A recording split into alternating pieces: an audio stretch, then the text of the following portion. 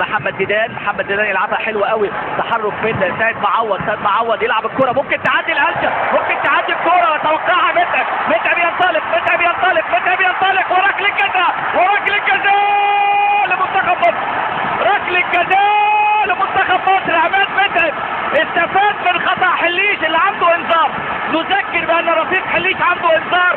القلشه الراجل قلش وجل عمل كل ما عليه الحقيقه. رفيق حليش انطلق عماد متعب انطلق في هذه الكره، حاول كل من في الملعب ان يلحق به، وتقدم عماد متعب وحصل على ركله جزاء لصالح المنتخب الوطني المصري في الدقيقه 37 في هذه الكره. ادي امامنا هنا الحكم وعماد متعب بيقول له ادي شوف حضرتك، شوف الاعاده التحام ما بين حليش وعماد متعب وسقوط عماد متعب وركله جزاء لصالح منتخبنا الوطني المنتخب المصري بعد ما توقع عماد متعب. هي دي بقى الكرات اللي بتبين المهاجم، لكن ان شاء الله تكتمل الفرحه. حسني عبد ربه سجل في الكاميرون هدفين، في السودان، في انجولا، في البطوله الماضيه 2008. وهنا بقى البطاقه الثانيه للاعب رفيق حليش، بطاقه حمراء لانه تحصل على انذار في الدقيقه 29 في كره مشتركه مع عصام الحضري. وهنا في هذه اللقطه حليش الى خارج الملعب بعد الانذار في الدقيقه 37. صفرة تتحول الصفرة الثانيه الى بطاقه حمراء كما نتابع. وحاله طرد هنا للاعب الجزائري، هي حاله الطرد السادسه في هذه البطوله في خلال مباريات البطوله، طبعا بعد ما كان الفرق 16 بقى 15 بعد احداث طبعا كابيندا واتحاد المنتخب التوجولي. يطلع رفيق حليش بعد طرد اللي بيحدث في الدقيقه 37. حليش يطرد. حسني عبد ربه المهاره المصريه والقدرات العاليه. يلا يا حسني عبد ربه في هذه اللقطه. يطلع حليش بعد حصوله على بطاقه صفراء ثانيه بعد ركله الجزاء. هنا بقى حسني عبد ربه، التركيز، الاراده، الهدف ان شاء الله في هذه اللقطه. حسني عبد ربه، يا سلام يا حسني، ثبته وفي الزاويه حطها له ويتقدم منتخب مصر عن طريق حسني عبد ربه. هنا العقل، هنا المهاره، هنا الموهبه، يثبته في هذه اللقطه. بيحتاج لاعب المنتخب الجزائري حسني عبد ربه يحطها في مرمى الحارس شوشي ليتقدم المنتخب المصري بهذا الهدف عن طريق حسني عبد ربه. حسني اوعى يجيلك حسني. ادي امامنا حسني وادي الفرحه المصريه وحسني عبد ربه بركله جزاء في الدقيقه 38 في مرمى الحارس شوشي في هذه اللقطه. حرك حسني على الكوره، قومه وقعده وحطها على شماله. حلوه في هذه اللقطه. ادي امامنا المهاره وادي امامنا الحارس في هذه اللقطه، وامامنا احتجاج وانذار للحارس شوشي في هذه اللقطه. انذار لشوشي. حسني عبد ربه المهاره المصريه، المايسترو حسني. هو حسني عبد ربه اللي عمله ده رقصه، عمل له رقصه. اذا كان في سامبا وفي تانجو ده يعني 10 بلدي في اللقطه الماضيه دي. حلوه، مباراه كبيره قوي حتى الان. ادي امامنا اللاعب جدو زيدان يعدي يلا لا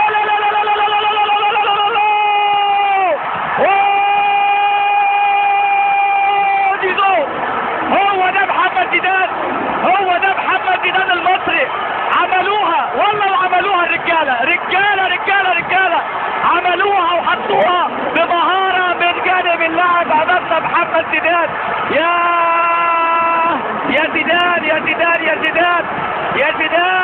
زيدان حلوه وجميله يا كوره. كلمه حلوه ما تديكش حقك، لا كلمتين. هي حلوه يا بلدي في الكوره دي. ادي امامنا هو اللي حضراتكم النهارده مهرجان مش في الصنبه ولا في الصنكو، ده في الراس البلدي. شوف حضراتكم اللمه، بص اللمه دي، بص الكوره فين، بص شوشي هيعمل ايه. صار في الهوا، ويا عيني على الهوا الجميل النهارده، الهوا العليل النهارده.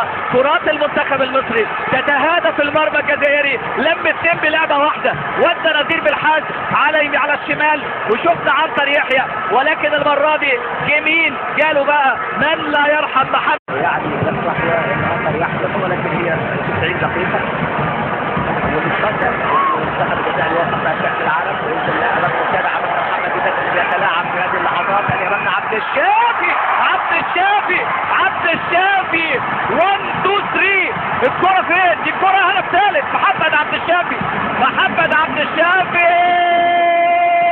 يا عبد الشافي اول اهداف عبد الشافي الدولية. محمد عبد الشافي في هذه اللقطة وفي هذه الكرة التي لا تصد ولا ترد من زاوية من زاوية ضيقة. بص حضراتكم محمد إدام، بص عبد الشافي مفيش اوفسايد، دي نغطي الراجل اللي هناك ده عنتر يحيى. حضراتكم الكرة راح فين؟ ده حطها له بقى في الزاوية الضيقة. موعد مع التألق مع التاريخ من كل الجوانب، بالشمال وباليمين وبالزاوية الضيقة وبالزاوية البعيدة.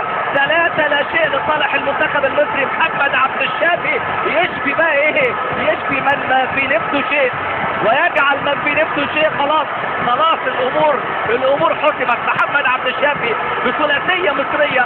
يا مصر يا غاليه يا ام الدنيا يا اغلى الاوطان بالفعل. هنا اتقدم بهذه اللقطه يعني دائما نذكر هذه يعني الاغنيه الجميله وهذا الشخص الجميل، لان الاداء يتواصل.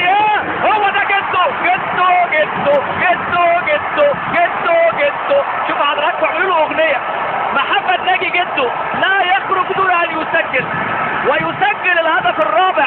ادي امامنا الهدف الرابع. اجل الفرحه للمباراه النهائيه، اجل الفرحه للنهائي، اجل الفرحه للقب. محمد ناجي جده هداف هذه البطوله ياتي وهو لاعب مغمور وانضم ليكون على موعد مع الشهره. الهدف ياتي في الدقيقه 94. ادي امامنا الكوره. شوف حضراتكم محمد ناجي، شوف الاصرار، شوف محمد ناجي جده يضعها الحارس البديل هنا الذي دخل بديلا. الحارس طبعا اللي دخل هو الحارس محمد ماموش، يتلقى في شباكه الهدف الرابع. حسني عبد ربه من ركله الجزاء في الدقيقه 38. محمد زيدان في الدقيقه 65. محمد عبد الشافي في الدقيقه 80. محمد ناجي جده كما نتابع في هذه اللحظه الهداف الجديد لكره القدم المصريه، الهداف اللي ممكن ينافس النجوم الكبار، وهو بالفعل احد الكبار لا يخرج ابدا من